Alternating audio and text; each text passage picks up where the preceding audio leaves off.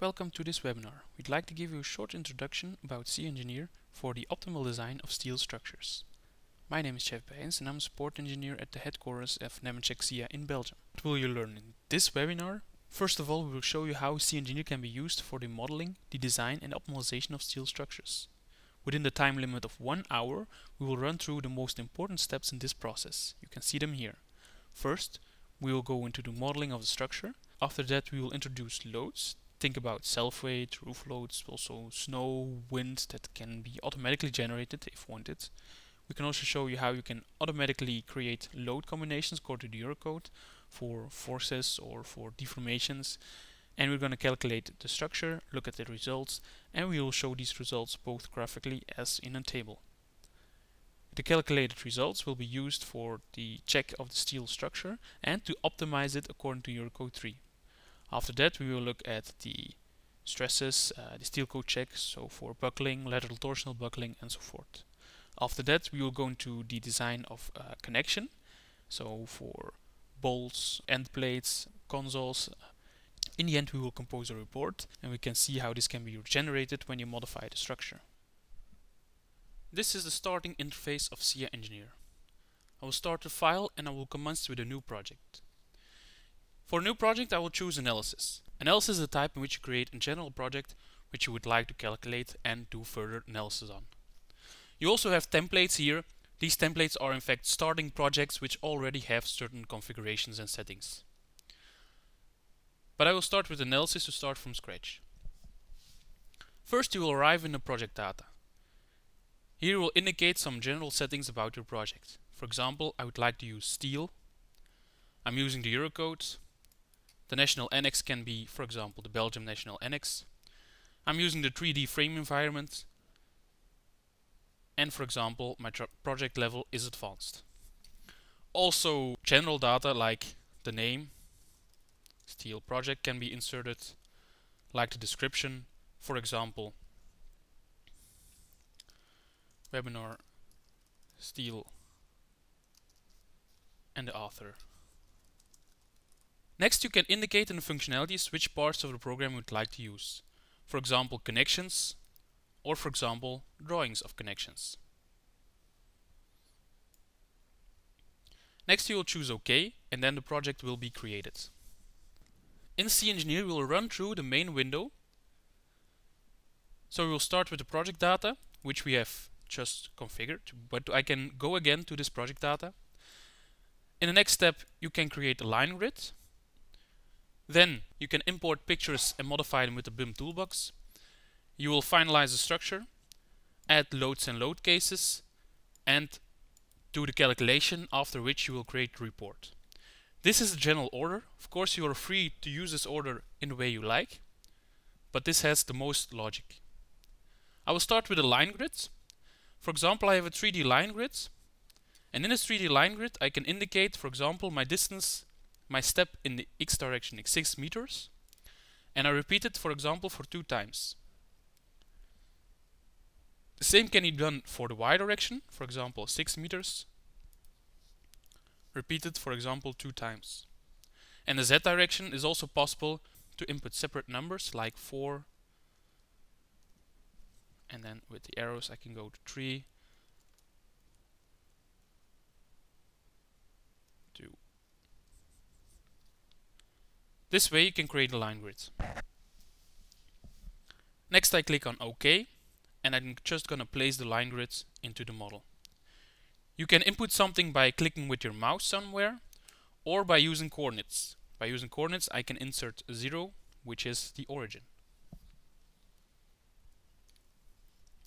Now that I have a line grid, I can use this line grid to model the structure. In the next step, I'm going to close this window.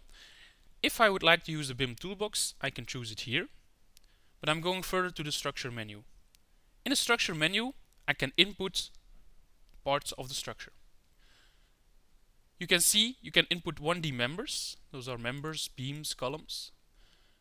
If you are in a general environment, you can also input plates, but I'm in a frame environment, so I do not see the option for plates. It is also possible to use load panels. A load panel is used in a structure to indicate that on this panel you can apply loads, but this panel does not contribute to the total stiffness. For example, if you have a wall with a window, then you can model this window with a load panel. This would mean that it's possible to put, like for example, wind loads onto this load panel, but this panel would not contribute to the total stiffness. You can also continue with advanced inputs, so it's possible to create blocks or to just import files into each other. And then finally, you have the model data in which you can connect members and nodes. And these last options, those are for drawings. Now before I get started, I would have to create sections. Or, if I do not have any sections, and I would like to create, for example, a column, then the program will ask me to create a cross-section. So if something is required in a certain step, and this item is not present yet, then the software will independently propose you to create this part. You can see we have a profile library, and in this profile library you have to work from left to right, so you choose the type of section that you would like to use.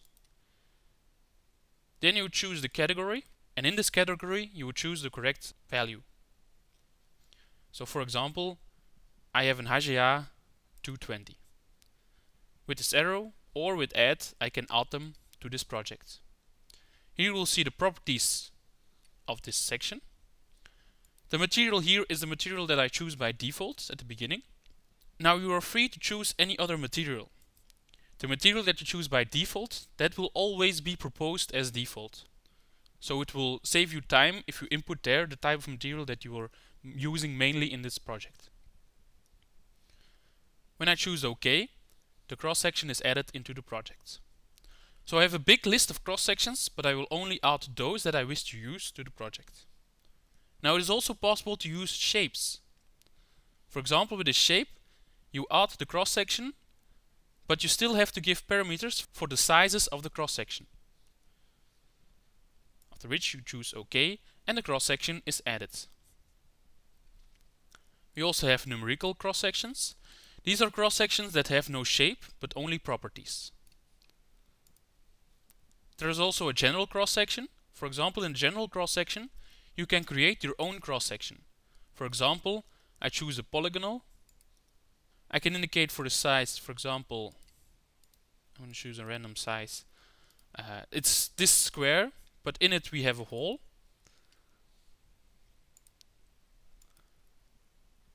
And the hole is, for example, let's say it is a circle with its center around here somewhere, and the rest of it is open. This way I can create my own cross-section. If I close it, this cross-section will automatically be calculated.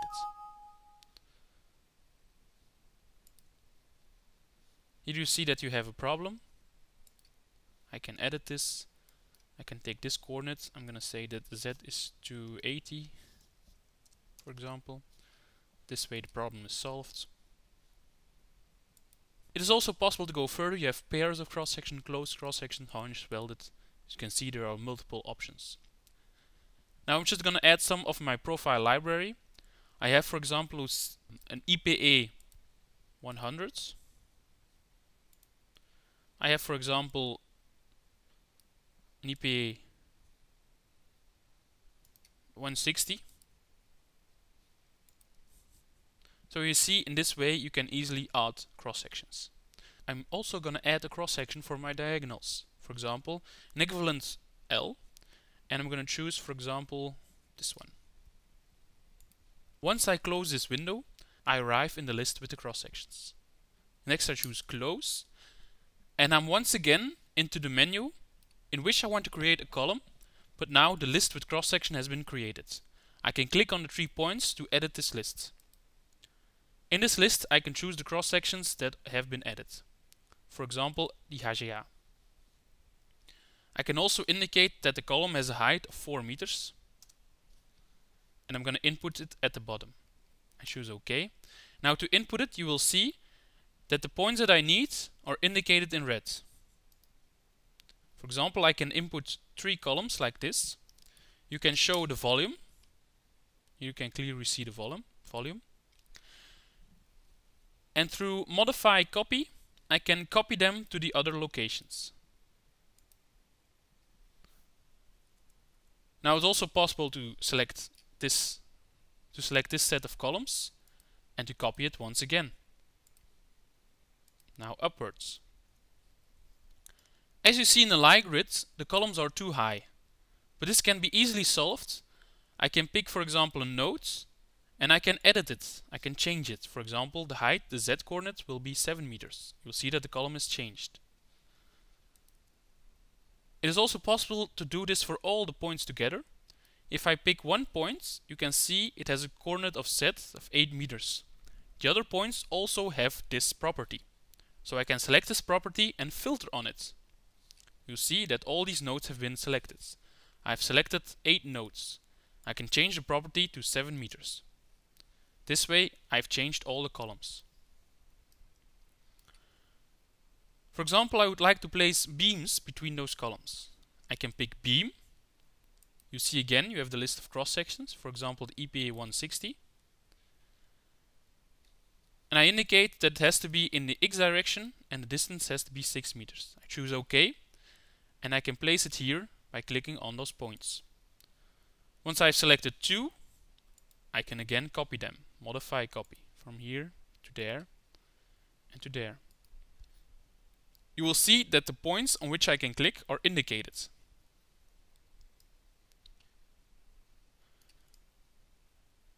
Next I want to add little beams between them. I will do it, for example, with just member.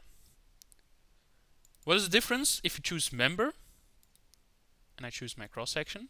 With member you have to click on the begin and the end point. For example here. Now if I want to select here points at, for example, 1/5 of the beam, I can use my snap mode. So here you have cursor snap settings and I can indicate I want to select points on 1/5 of the length. You can input it here. Once it has been activated, I can add members at 1/5 of the length. You will see the notation 1/5 of the length. 1/5 of the length.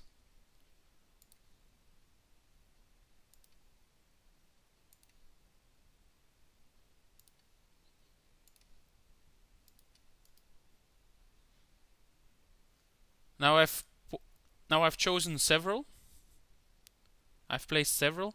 Now to do it again for another 4 times, I'm just going to copy it. I choose modify copy. I'm going to copy it from here to there.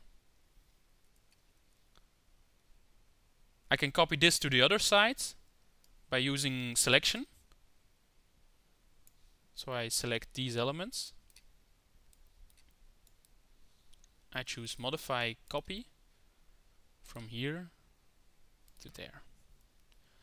This way I've quickly copied them to all positions. And now here in the corner I'm going to make a new floor. I choose modify copy once again. Copy it to a bit higher, part that's a bit higher. For this part I'm also going to add some beams. So I'm going to finish my small upper floor. I'm going to add some beams here. I can do this also with member. For example, it was an EPA 160, I think. From here to there. And I'm also going to add some columns. This was a Hagea 220, I believe. It was 2 meters. I'm going to pick OK and I'm going to place it here, there.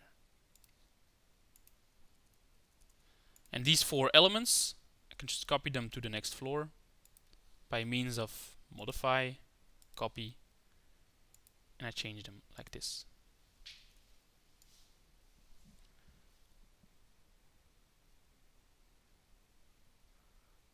I see that I also have not added beams in these contours. You can see if I have multiple objects underneath the mouse, underneath the cursor, like this. Then I can just click and choose my selection from the list. It's this one.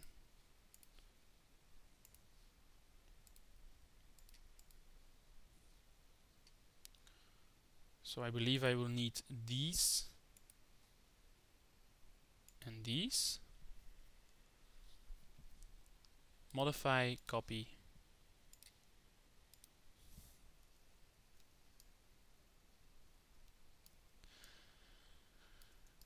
Now let's say that this is the structure which I want to create. In the next step, I will continue. I've added the 1D members. Now I'm going to load panels. So going from top to down is the most logic order. I'm going to add load panels. For example, load to panel edges and beams.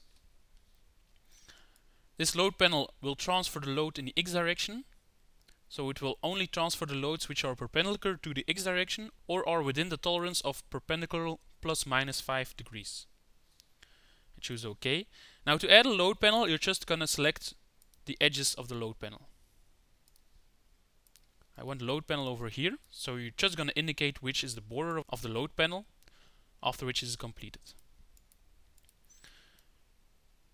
You can also see that the load panel has indicated with a green color the beams on which it will automatically load. If desired, you can change the load panel and indicate to which elements it can put its load.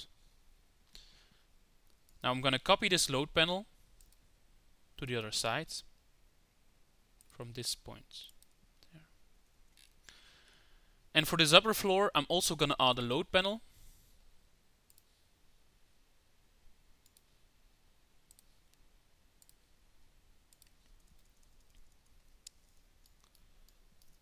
Now, if desired, it is also possible to add openings to load panels.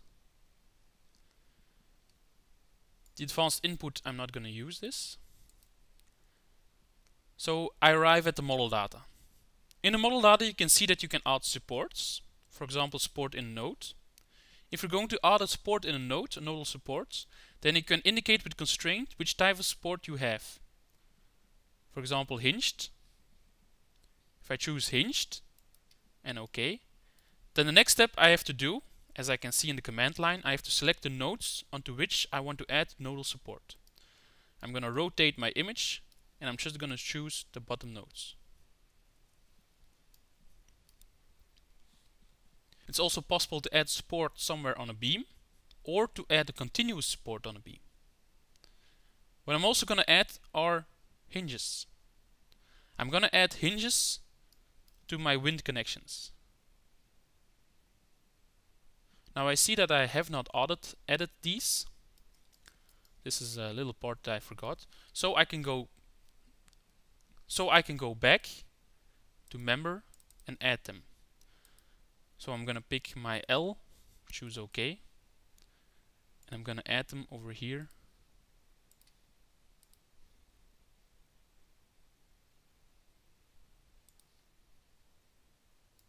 There.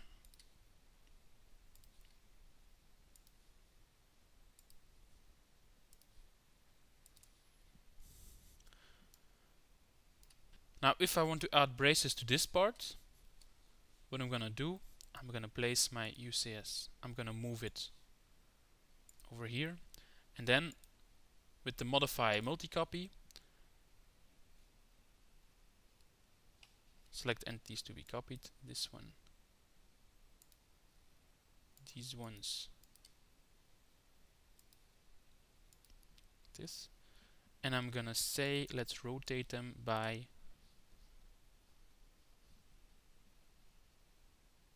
around z-axis minus 90 degrees.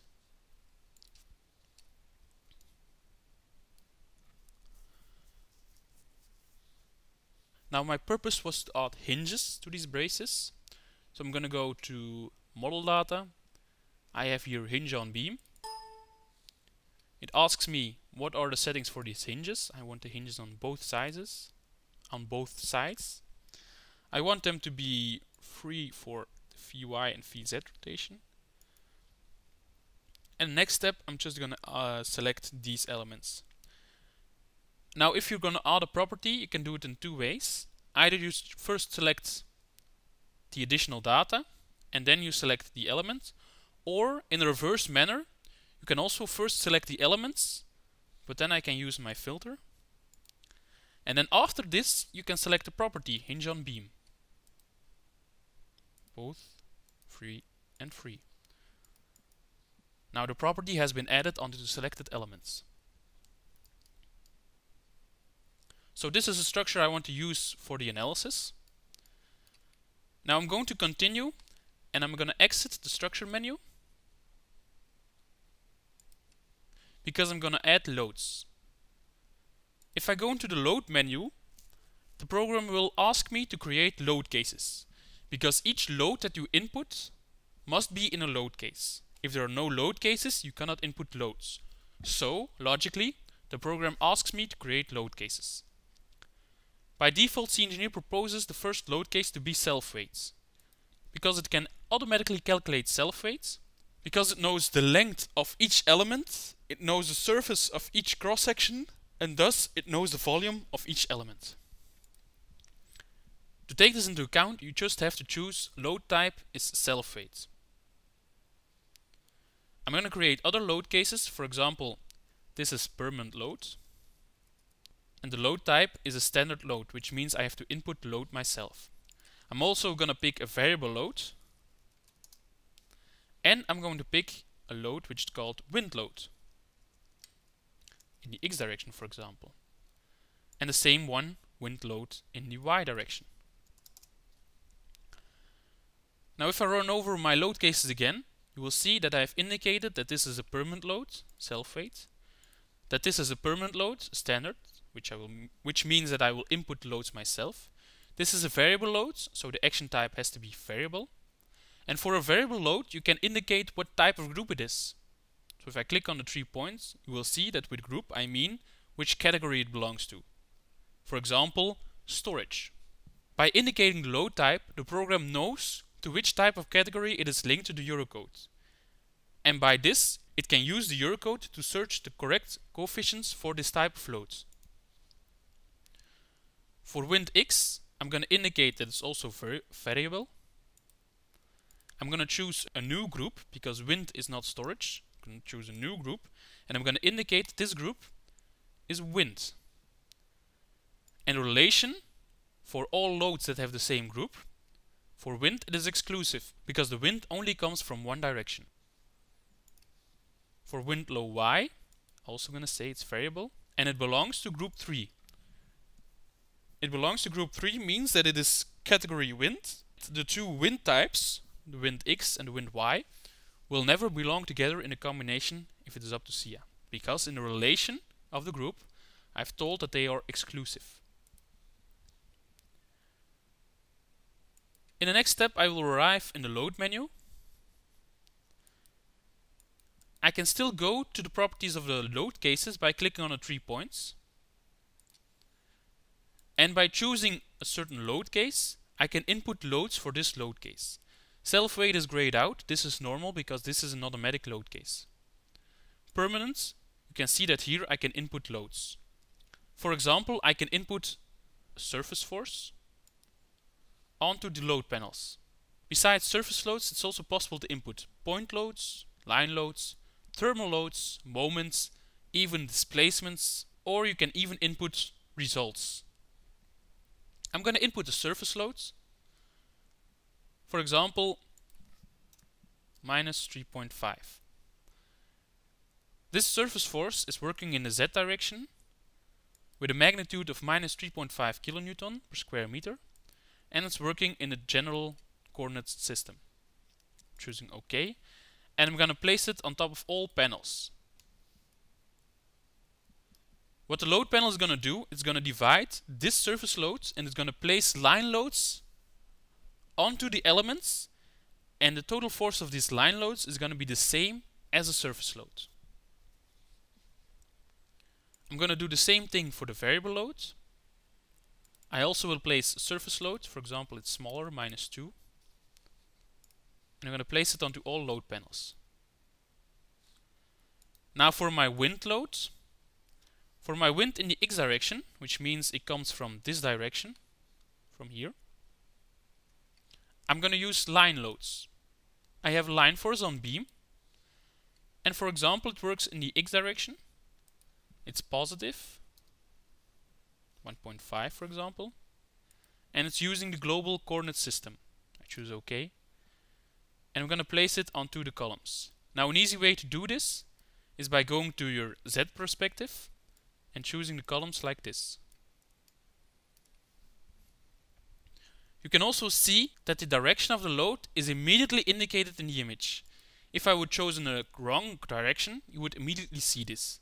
So this gives you a very easy visual check of your input. For the wind load Y, I'm going to do the same thing, but then for the Y direction. Line force on beam, I'm going to choose the direction is the Y direction, force of 1.5, according to the global coordinate system. Okay. I'm going to pick my view, let's say in the Z direction again. And here I can see the Y direction. It's on these columns.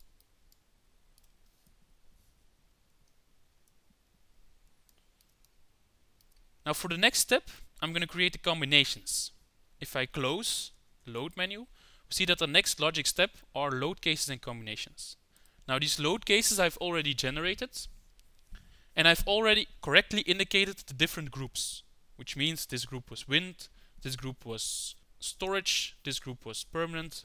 So I am immediately going to go to the combinations. For example, I have a Eurocode combination for ultimate limit state set B. I'm going to change my name, so that's more logic for me to know which type it is. The types of combination, I've now chosen Eurocode EN ULS, but you can also create manual combinations which neglect all rules from Eurocode and all settings. But Eurocode rules, of course, the Eurocode rules will take into account your settings. For example, this is wind, this is storage. And will also take into account the different categories that you have to search the correct coefficients. Now here I'm going to add all load cases. So you see these load cases, these are the available load cases. You have to place them into the content of the combination. Now I'm going to add all load cases into this combination. It's also possible to delete or add just one. I'm going to choose OK. And here you have the combination. Now it's also possible to do a check to see if everything is configured correctly. I can ask a program to explode these combinations to linear to manual combinations.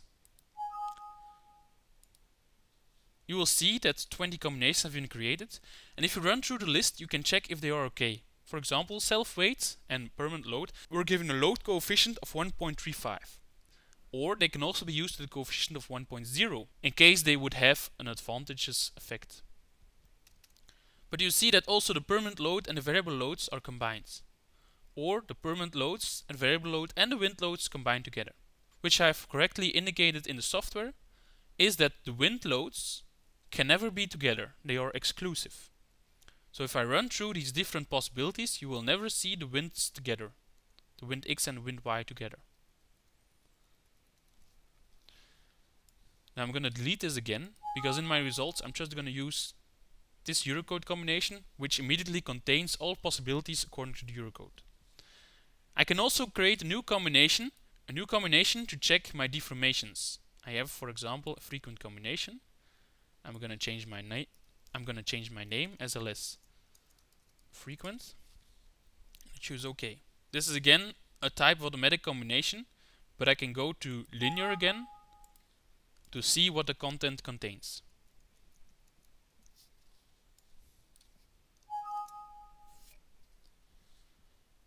In the next step, I'm going to do the calculation. Here you see the calculation and mesh option. I perform calculation. It is a linear calculation. If I want, I can check the solver or the mesh setup. I choose OK.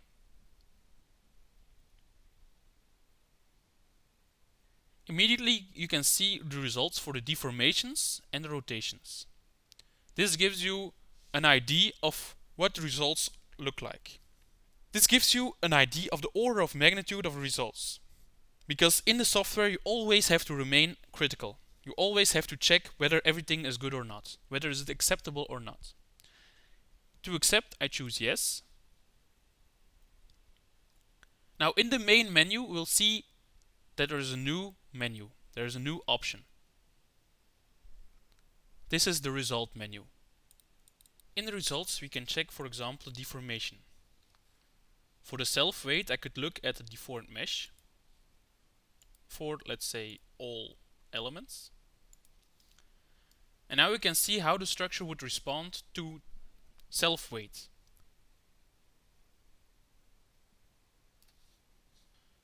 It is also possible to look at 3D stresses. If I look at 3D stresses for self-weights, you will see on the volumes which the stresses are. But it's also possible to ask these stresses for in place instead of the combination. But it's also possible to ask these stresses for the combination. For example, my ULS combination, I can ask the same stresses. Here you will immediately see that something is not correct. You will see that we have problems later on. The stresses become too high. Here the stresses will become more than 1500. Now this will also become apparent in our steel code check.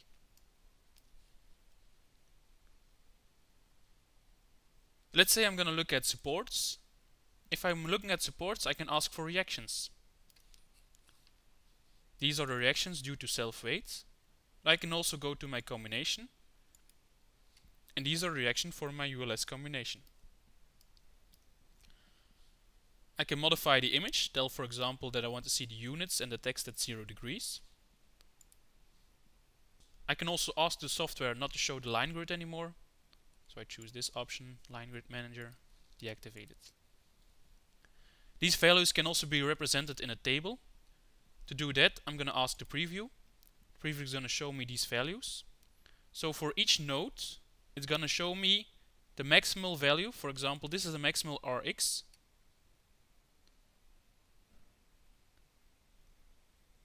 You see here the different RZs.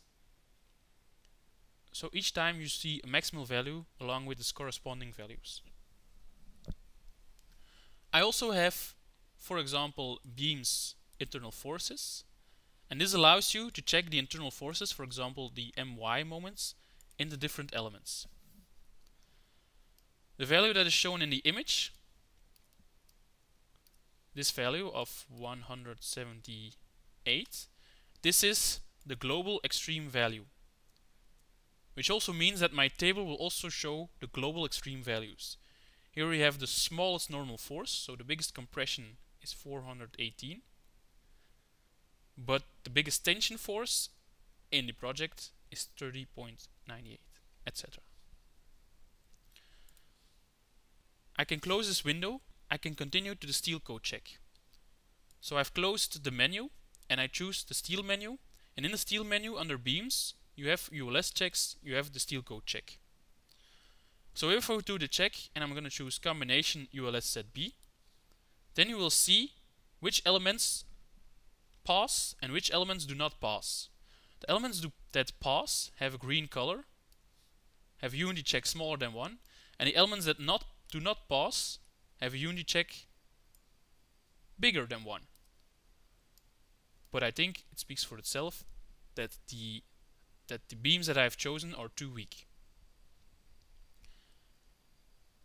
If I'm going to look, for example, in the result that gives the worst check, for extreme I'm going to choose global, then I can see the worst value. This is 34.98. And for this value I can ask the detailed output. I will first show you the brief output. This gives the results for the checked value. So for example, if my extreme was member, it would give for each member my unity check.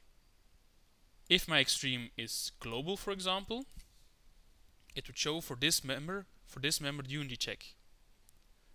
If my output is set to detailed, then this output becomes the detailed output.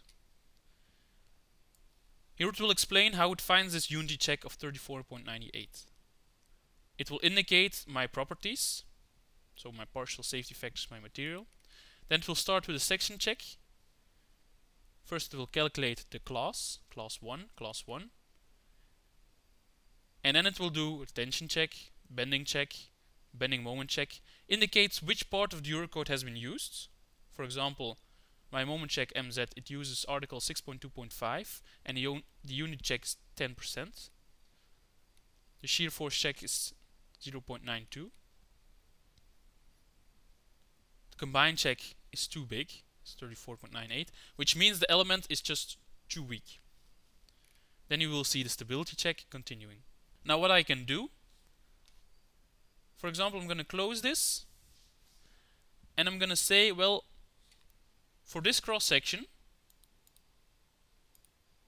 I believe it was the EPA 160. This cross section, you see that it's too weak. I'm going to do an auto design, an optimization. It will give you that the unit check is 34.9. If I'm going to search for the optimal one, it will indicate to me that the section that I should use is, for example, an EPA 330. If it has been changed, then you will see that the steel code check passes. Now I'm going to redo my calculation. And you see that deformations are still big. Why? If I'm going to look at all cross sections, then you will be able to see which gives a problem, which still give a problem. Now here we still have unit check of 20.57. I'm going to check the detailed result of this. And the 20.57, let's see. If I have the section check, then I can see there's no problem for tension. Then the stability check will indicate that for my lateral torsional buckling I have 8.2. Now you'll see for my combined bending check my result is 20.57. So there's the problem. Now if I do this auto design, actually I have to recalculate the structure, because if I change properties, the division of the stiffnesses over the section is changed. So what I'm going to do, I'm going to do an auto design, a global auto design. I'm going to ask the software to do a cross-section auto design. Let's say I pick all cross-sections except for my diagonals. It has to be optimized for my ultimate limit state combination. The maximal check should be 1.0.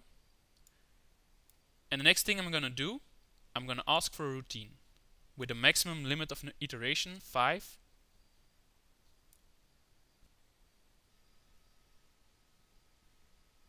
Now in the result of this optimization, you can see for each cross section what the auto design check is.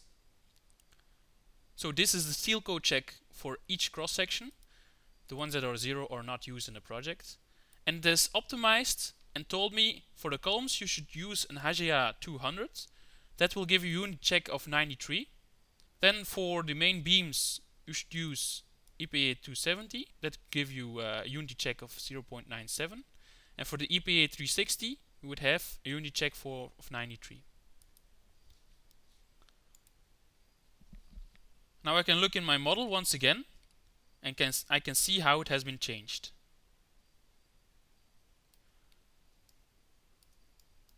Now of course this optimization depends on the parameters that you have inputted.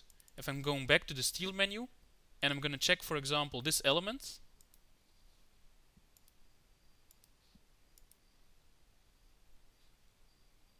you can see that its unit check is 0.54. And you can see in the detail check once again that the 0.54, you will see that it comes from the buckling check. Now if you would have some important parameters to add, you can do it through the member check data. For example, if you want to input lateral torsional buckling restraints of member buckling data, you can input it here. Let's say, for example, that you have plates, and these plates, they prevent the lateral torsional buckling on these elements.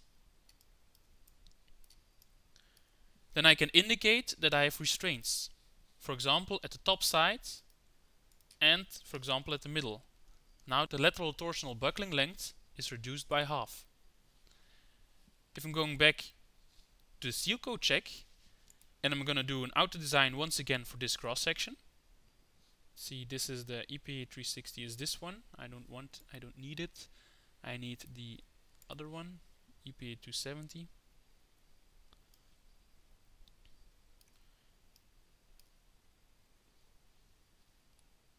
You will see that the global check is 0.97.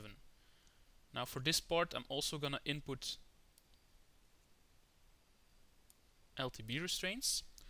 So I'm also going to say LTB restraint at the middle. Now the lateral torsional buckling length is reduced by half. If I want to not show them, I'm going to go to the view parameters, and for steel I'm going to deactivate the steel data. I'm going to go to check once again. And you can see that this check now has been reduced dramatically. So if I want to do an auto design once again for this cross section, I can ask for an optimization. It's going to go for EPA 240, which is a much lower cross section. Of course, this assumes that the top fibers of the cross section are prevented from lateral torsional buckling. Now for the next part, I'm going to add some connections. For example, I'm going to add a connection through frame bolted strong axis, and I'm going to add a connection, let's say here in this part. So to clean up this image, I'm going to use view, generate structural model. Then I'm going to add a connection. This point, do not take into account these and these members. They are not important. Now I have a connection over there, and all I have to do is input properties for the connection. So my connection is going to be checked with the ultimate limit state combination. It's going to be bolted, not welded. I'm gonna need an end plate. You can see that the end plate is added here. And the next step, I'm gonna say I have bolts, and to edit the bolts, I click on the 3 points. There I can choose my bolt size, for example 24. The program automatically calculates the amount of rows that are possible on the end plates. I can also change these positions, but of course if I change them to a non-allowed position, it will indicate in the message here that it is not allowed. Or actually, to be more accurate, you can use it if you want, but it gives a message that it is smaller than the minimum limit. If I would choose update location again, he will reset the value to an allowed value. Now if I have this connection, I can choose refresh, and through results I can check the connection. The connection does not pass, and the limiting part is the end plate in tension. So the tension here is too big. In compression it is the column web. So here the column web in compression is also the limiting part. To solve this, I can use a hunch. Not going to use a top hunch, I'm going to use a hunch at the bottom sides. If I click on the 3 points, I can indicate what type of hunch I have and which are the sizes, the parameters of the hunch. Now I would have to add the bolts once again because the end plate has changed. I click on the 3 points, change the bolts. I'm going to pick a size of bolt that I want to use. Next I choose OK, refresh, and through results I can check my connection. It still does not pass, still the end plate in tension.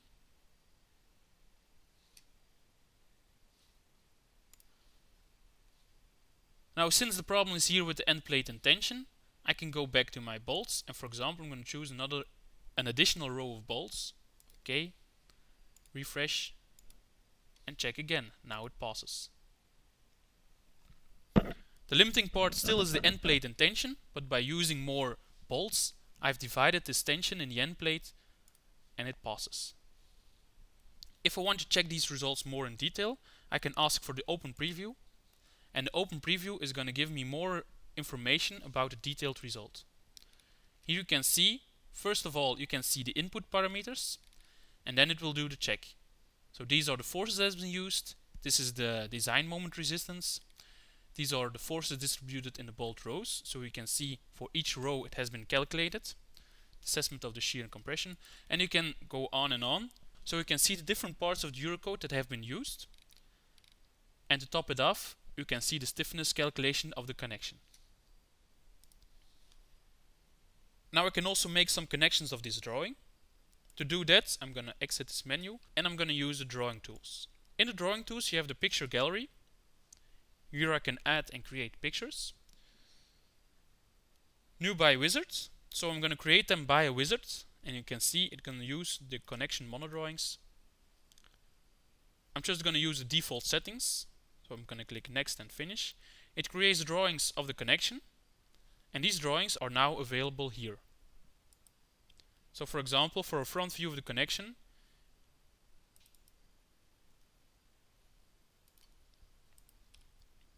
this is the front view of the connection. Or for example, information about my hunch. This is the information about my hunch. These images, they can be put into the document, into your report later on, or they can be put together in a paper space. Now I'm going to continue and show you how you can create reporting. So to do that, I'm going to use the engineer report here. So the engineer report is actually the paper version to give explanation about your project. If I double click on engineer report, then it's going to open. The engineer report is actually a separate application which only commutes with Scia Engineer when it needs information. How it works, you have the navigator on the left, and in this navigator you just have to add items. With the list of items that you have in the navigator, the report will be created. So for example, I'm going to say in my special items, I'm going to use a header and footer. So I add header and footer, and then it is added in the project. If you want to modify something, you just select it and then choose edit. This way you can modify it, you can save it, and you can also save it as a certain template.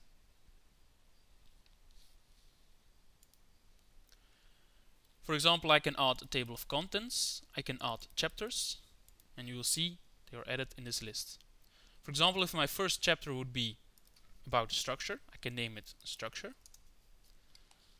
The second would be, for example, about my loads, then I can name it loads. And the third one would be about my results, so I can indicate results. If I want structure to start a new page, then after table of contents, I'm going to input a page break. This way you have table of contents, and on the next page you have structures, loads, etc. For example, for a structure, I would like to add parts of my structure. So for example, information about nodes. Now just click on nodes. It is added here. Now structure is chapter 2, nodes is chapter 3, but I can indent it with this option, or I can just move it with the cursor underneath, and then you have 2 and 2.1. Same thing for the loads. For example, I'm going to show sets load cases. Indent. Now it's also possible to add pictures in here. To do that, I'm going to go back to Scia Engineer. This is, for example, a picture of the model. And with the right mouse button, I'm going to tell it to put this live picture into the engineer report. Now here I can input the parameters, the properties of this picture. I'm just going to insert and close it. If I'm going back to the engineer report, you will see that it arrives here at the bottom. I'm going to place it under structure. There. This image can also be modified as a 3D image. So here again you see the properties of the image. And I'm going to say export to PDF as 3D. Later on in PDF I will be able to use this as a 3D image. For the loads, I can also add pictures. I'm going to give you an example. On this image, I'm going to activate my loads. For example, here, load case 2. Now I'm going to deactivate the volumes. Maybe just a little bit. I think it will be more clear like this. I'm going to say live picture into the engineer report. Insert and close. It arrives here at the bottom. It's called LC2, but I'm calling it visualization of loads.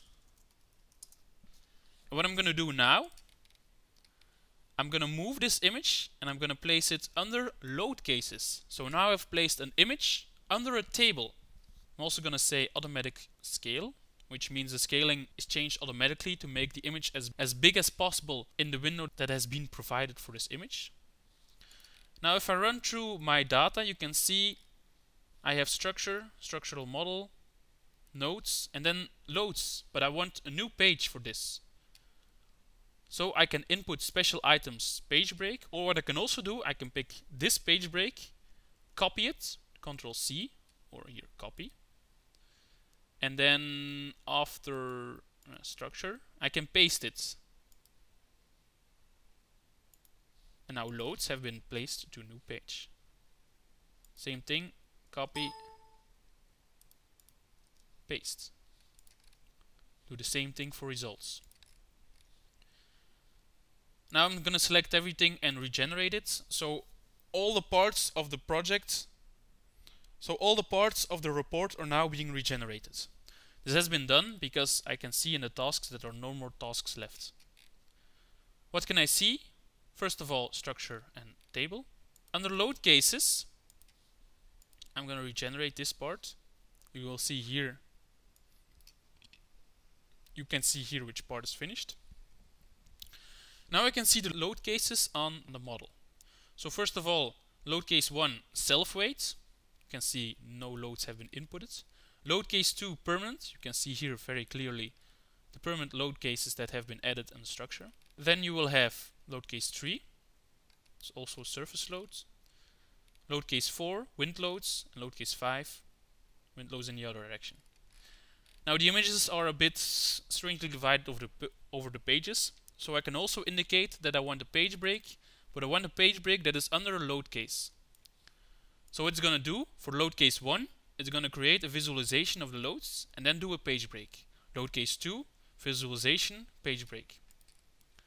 So here you can see LC1 and page break, LC2 and page break, LC3, page break.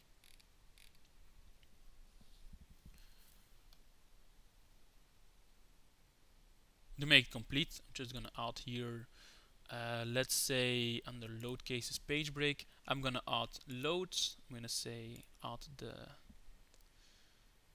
surface force. There you go. So if I check this again, then you can see, for example, load case 2, the visualization of loads and the surface loads which have been added.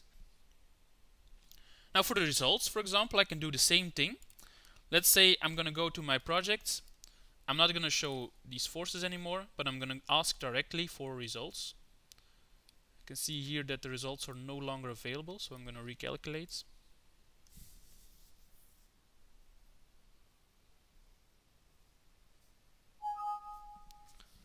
I choose OK. You have the results menu. I'm going to open the results menu. For example, for internal forces on, let's say, columns. So I'm going to choose normal forces on the columns. Here you can see normal forces on the columns, and for each column I want to see the value, the maximal value.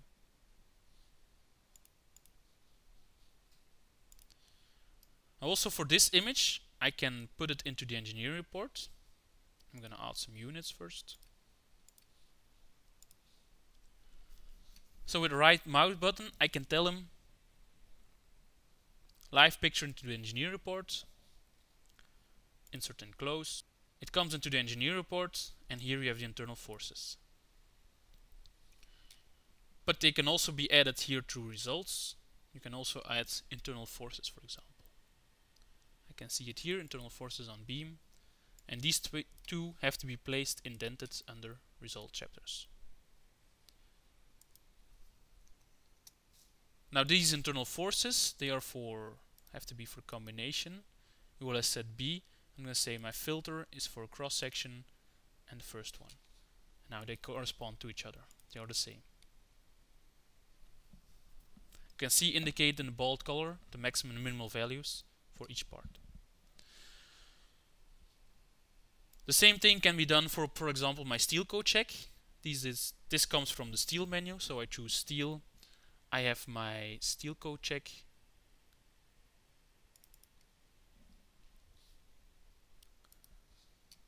This would be the steel code check for the self-weight. I want for the combination, GLS combination. And this would give you the steel code check of all members for this combination. It's also possible to copy paste this.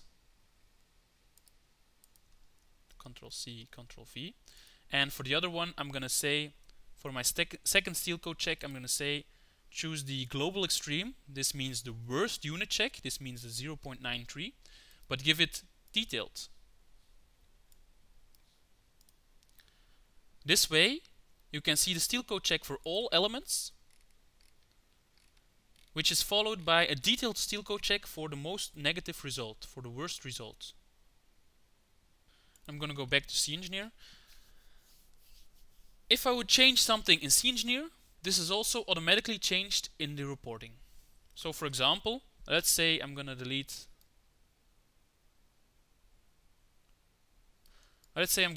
this part. So I've deleted the part of the structure. I'm going to recalculate, because for some tables the project has to be calculated. So a part of the structure has been removed. You can see in the engineering report, if I run through different pages, that you can see the complete image of the structure. Now the next step I'm going to do is I'm going to regenerate all items. You can see here in the tasks that it is regenerating. You can see what it is doing. So now it's a bit busy with generating of indented items. This is at 64.85%. Okay, it's finished. And I'm going to run through the report once again. And you can see that this part has been removed. And the part has been removed in all images, also in all tables. Also part of the load has been removed. And results have also been modified. So in this way you can easily change the structure, and you do not even have to modify the report. You just have to regenerate it, which goes automatically. Just click the button. Now finally I'm going to export this result. So you can see in the top left corner I can choose this button to export. For example, I'm going to export it to PDF. It's also possible Word or Excel or something else. Export. Let's say this is my report 1. And it's going to open after export once it has been done. And here you can see the same report that you just saw in the program, but now in PDF. This image, as you recall, was a 3D image. So in the PDF file I can rotate it, I can check it from different directions.